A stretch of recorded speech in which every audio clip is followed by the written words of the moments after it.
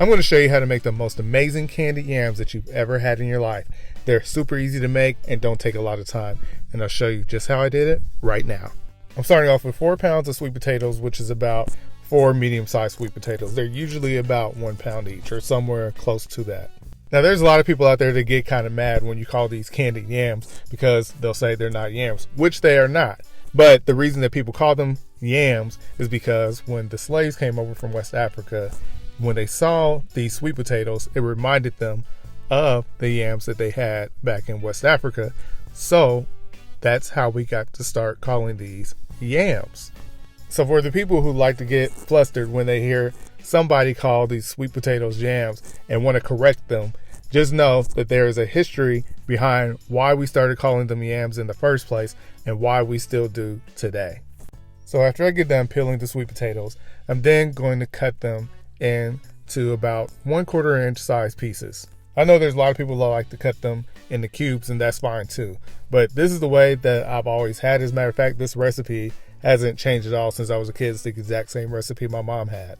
So next I'm going to get to melting down the butter and the sugar. So in a saucepan over medium heat, I've got 2 sticks of butter that's unsalted that I'm going to add to this pan and melt them down. If you only have salted butter available to you in your kitchen, that's fine. Just use that instead of going out and getting unsalted butter. I like to be able to control the amount of salt that's in dishes, so that's why I like to use it.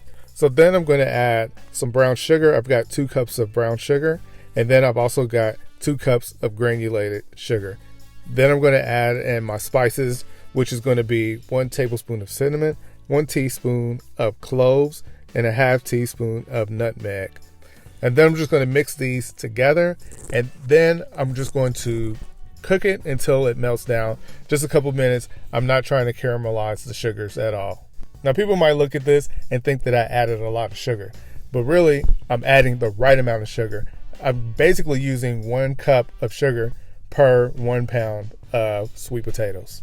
Now, I've seen a lot of recipes where people are using just 1 cup. Now, I don't even know how that's even going to taste, because what's the point of making candy yams if you're not actually going to candy them? That's really the whole point of doing this, so that the sweet potatoes end up being candied.